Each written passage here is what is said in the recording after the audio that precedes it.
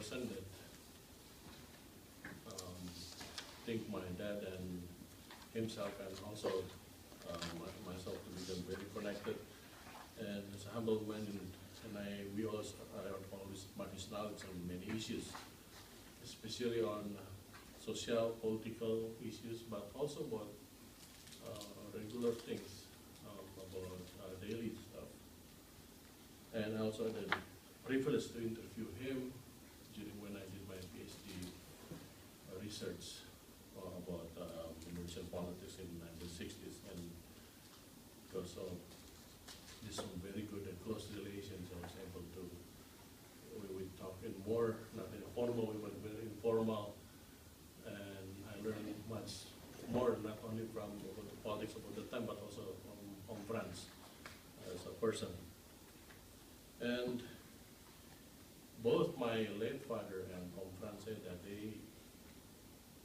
what I gathered, they always want to give back something to where they came from, which is considered to be one of the most impoverished part of Indonesia. So they always talk about, don't forget your roots. That's why also I'm wearing a shirt from Sumba. Both of them always put an emphasis that don't forget your roots. You have the privilege to go out and study, but you need to, you can do whatever you want, but always remember your roots. And I think the hotel that my late father built, is also part of the doing his time to give back to society, providing employment and also to empower the local population. And I think my father also got inspiration from Frans. Frans once gave me a book one time when I was in high school. He gave me a book of his collection of his writing, the Kekuasaan and Moral, the Power and Morality. It's a collection of his writing, and he wrote in that book to me, Joseph, if you read this is in Indonesian, if you read this book, you will feel that you are having a dialogue with me on the issues that our countries are facing. Selamat membaca, have a good reading. So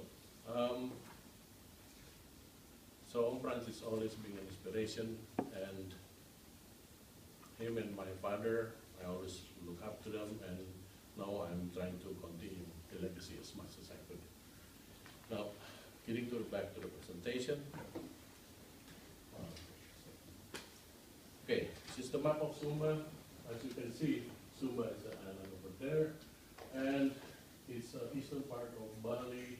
So if you want to go to the island, you have to fly to Bali from Jakarta and then fly another probably 1 hour, 20 minutes to reach the island of Sumba.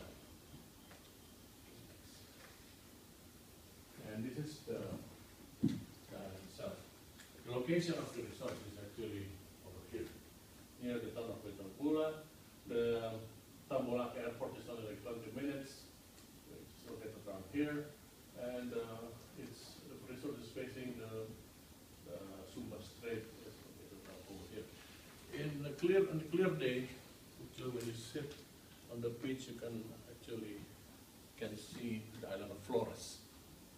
You can see the someday when it's very clear. Okay, quick facts about Sumba Island. Total area 11,103 square kilometers. Population, it's quite low for the island that's big. It's less than 700,000 people. And for a very long time, it was consisted only for two regencies, the West Sumba and the East Sumba. But since 10 years ago, I believe, there's the decentralization policy become implemented. Now, Sumba has 4 regencies. So West Sumba now divided into 3 different regencies. One is West Sumba, the same, Southwest Sumba, and Central Sumba. The location of the resort is in the Southwest Sumba, the Sumba Barat, not far from the airport and also the seaport. And quick facts about Sumba Resorts. It was opened in 1995. Currently we have 14 rooms in 4 bungalows, but the location itself is within the 100 hectares mass of land nearby the ocean. So it's huge. Within our property, we have rivers, we have ravines, we have jungles also, because I sometimes go trekking inside, and we still have some wild animals, wild boar and monkeys. So we try to preserve as much as possible in the sense of to have an ecotourism. But so we develop only within the 1 kilometer long beach. And the good thing about this is only 20 minutes from Tillburg Airport. But I remember when the first time we opened this, when my father opened this together, a lot of people think that he is crazy. And first of all, let me give you a background about in Sumba. Usually those who are in business are the Chinese, not the locals, not the Sumbanese people. They're the ones who's in business are the Chinese people. And my father, I think it's one of the anomaly. He was a businessman and was considered to be one of, if not the most successful businessman originated from Sumba. So as a Sumbanese, he went abroad to study in the Philippines, studied business and economics, and he later worked for someone else. And then afterwards, he developed his own company and developed the resort. So when he tried to give back something to the society itself over there instead were laughing at him, like saying that, oh, Mr. Jakabab is probably already lost his mind. He's digging. He's going to this small jungle, not far from the airport, but there's no road. It's quiet there. I don't know what he's doing. He's probably losing his mind. But he goes through it nonetheless, despite all these challenges. No electricity, no water is difficult, and he managed to build facilities from basically work and recruited employees. Some stay, some did not stay. But I can tell, but with the employee that I'm inheriting from him right now, there's a majority of them has been with us since the very beginning. So there are people who actually also believe in what he's doing. And now it turns out, after the decentralization, in the beginning, 1995, it seems for everyone the area that the location is such a backwater place, but now it's actually become a prime location. So now people start to praise him like, oh my goodness, Mr. Jacobis has a very visionary, you know. At the time when they were laughing at him, but now because of the decentralization, the land outside our property now it's become a road, and also the beach next to it, someone already purchased it, and of course there's a number of people try to purchase our property, which of course I declined because we were the pioneers and it's not easy to start something like this. Next. But of course in business anywhere we have challenges and but also opportunities. The challenges are from the very beginning, there's a lack of support in tourism infrastructure. And there's a road unfixed. Internet's still a problem. Unstable electricity, it was worse, but now it's a lot better. And we also have generators. Water resources, we dig, I think we have 5 wells there. But for drinking water, I'm envious with our here in Netherlands, you have a very good drinking water from tap water. So we don't have that over there, we drink mineral water. But for the purposes for like cleaning, for showering, we have quite a good quality of water. And also, I mentioned a little bit about the minimum local state support for the island of Sumba tourism industry and lack of skilled workforce. But on the other hand, we also have opportunities. Since several years ago, like 5 or 7 years ago, the number of tourists become increasing with airport is already being extended, the runway is being extended. We have more regular flights from Bali and from Surabaya, because before that was part of the problems. The airplane can just decided not to fly to Sumba. It happens so many times. We probably participants have that experience. If we go to Indonesia, we always have that experience, right? We only have one maskapai, yeah, the Merpati, and then they sometimes, if they wouldn't want to fly, they don't want to fly. Even though you already reserved the ticket, full book, they said, we're not flying today, and then you can just say, okay, what are you going to do with us? We already booked the flight. Oh, well, probably tomorrow you just come back. So they have this kind of attitude that, you know, whenever they want, yeah, you can fly. So it really hurts the business. It's really bad. We try to maintain it as much as possible because we think it's important. And now it's getting better. They now have not only Merpati, Merpati is now defunct, I think. We have other airlines that coming and have regular flights. So the influx of people coming in, as a tourist and also migration also increase. Okay, this is pictures. This is the main building. This is actually the reception. There's two parts. Going towards there is the beach. This is like in the upper part. This is when you first arrive in Ewa, you go to this building for registration. This is actually the new restaurant that I expanded. It's part of the main building, but this is looking from on the other side, so it's like a tent. Okay. Next. This is the view from the restaurant. There's the ocean over there. The bungalow will be on the right side. Right.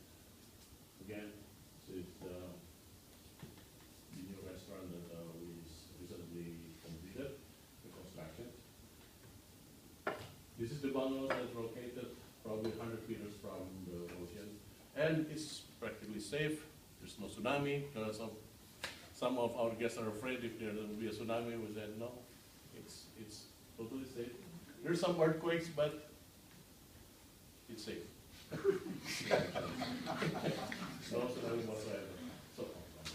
So this is the bungalows. We have 4 different size of bungalows. This particular one has 6 rooms.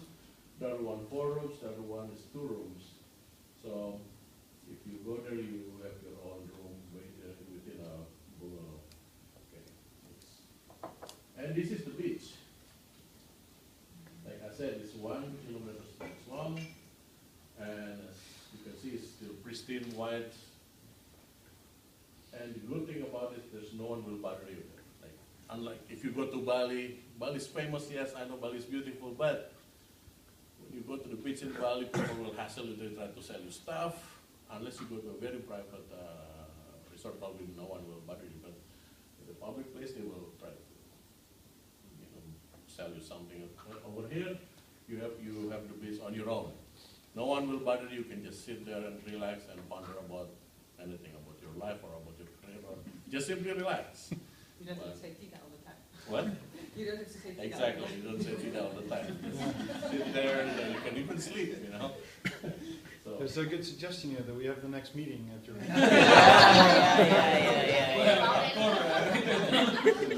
That's what this is all about. This is also part of the beach. This is looking towards I think the east. From the east to west, to the east part.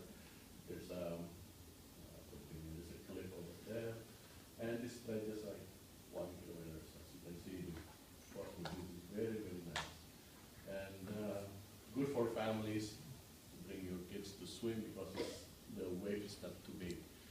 Because since it's located in the northern part of the island, if it's on the southern part, then it's good for surfing. They also have beautiful beach on the southern shore, but for this one, it's mostly for family. Next. And these are the employee, and myself and my sister, we are the one who's responsible. And as you can see, we also have the employees of the children also stay on location. We have housing facilities for them. And we also actually give some scholarship to some of our employees to go to like what? Tourism school, and then after that they sign contract and work with us. Yeah, but like as you can see here, we can only see 3 children, but actually the number of children is exceeding the number of employees. So there's a lot of children on premises. Sometimes I wonder because that lady that wearing red, that's the on-site manager, Susan. She's a very skillful and very loyal employee and knows what she's doing. And sometimes, even though I'm the owner and her boss, we can have like a very heated argument about things, how to be done. But we're still within the respectful manner, because I very much value her opinion, and she also values my opinion, and we always find a way to how to do things. And sometimes also said to her regarding about the children, we're running a business or an orphanage. You know, we have so many children like running around. Sometimes they also help. You know, they want to help like carrying stuff, but then no, because otherwise we will be charged for child labor. You know? Which we are not doing it. You know, but these children are very enthusiastic. Sometimes they want to help like carrying, you know, serving the guests. Like, no, we cannot do that. Someone will report, even though it's very sweet, but on the other hand, it could get us into trouble. Yeah, so most of them, a lot of them have been with us for more than 10 years, and it's more like a family rather than owner or company and or employee.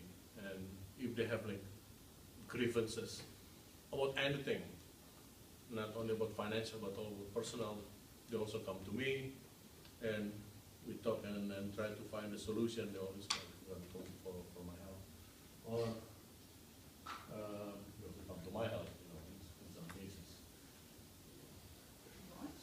Yeah. Then we had begin the decentralization of Pamakaran. The result of the decentralization, we have massive building infrastructures in the island. Road, bridges, seaport, and airport extensions. But on the other hand, still need to be seen the commitment of the local government in building the human resources capability, especially drawing from local community. Because now with the Pamakaran, many immigrants in the influx of immigration to Sumba and from other island, and these are some of them actually occupied the job and took over the job from the locals, and that's some of the concern that local people have. And the third one, government development projects often still transactional or person-driven, not because of needs. It says like this because this is my own experience. I asked the government, yeah, because I also pay taxes like everyone else, but I asked the government to please fix the road that going to the resort. And the Bupati or they said, well, I'll fix it if you also build something over there. I said, well, I built a lot of things, you know, I pay taxes, so you should fix my road. And they said, well, yeah, and then he never fixed the road. And that's the bottom line, you know.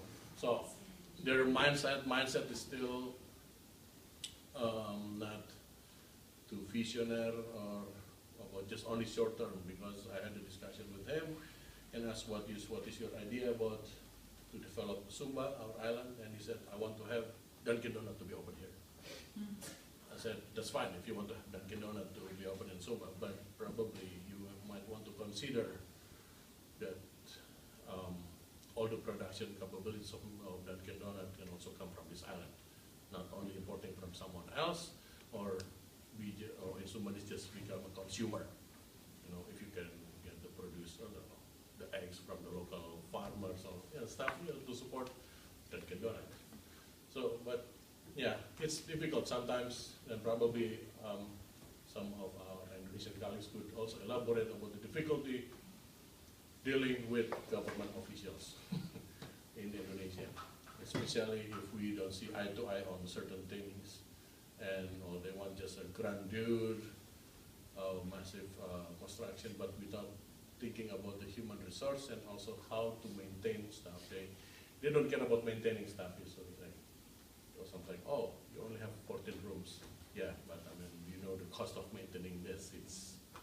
Yeah, they don't want to know about that. But we still keep going strong despite of the challenges. And like I said, also for the regional reservation, there are some good things. Is because of the airport extensions, we have increasing number of guests. There's also good money migration. Okay, the goal, realization in the environmental society. One thing that I learned is we cannot ignore the social and traditional context of the society where we have business. Business needs to adapt with the local condition and customs. Like I said, I'm very much involved with what my employees doing. Sometimes it involves some cultural and customary obligations. Yeah. So, but on the other hand, we also have to maintain certain industry standard. That's the challenges that we have, like balancing, how far we help, but we also need to maintain some sort of industry standard. And also, continuous empowerment of employees are vital through project-based activities. I usually involve them in the project rather than outsourcing to some other people outside the employee, because it gives them like more morale and also helping them in feel to foster the feeling of ownership of the place, because they help to build stuff like the restaurant that I showed you before. All the stones, all the cement, it was all done by the employee, and the project, it was done by me, and also the employee with the building.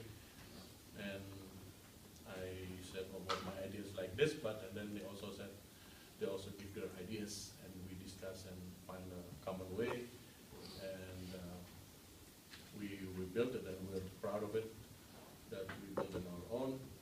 And usually we have a celebration after that. But priest to bless the place, and also we have to have a pig to be slaughtered. That's a customary live pig, and we have a small gathering and thankful for the Thanksgiving for the project. So that kind of things, even though probably you think it's a small things, but it actually helps for the employee, especially if there are some months that we don't have guests. It could really affect their productivity in work. So I try to find also ways, not only depend on how many guests that we have. I'm currently also developing, selling coffee, like producing coffee from Sumba, packaging, and then they're the one who's doing the roasting. And this is one venture that I just started, and hopefully will also help them to get more economic benefit in house. But not only that, but also empower them probably to do the same thing.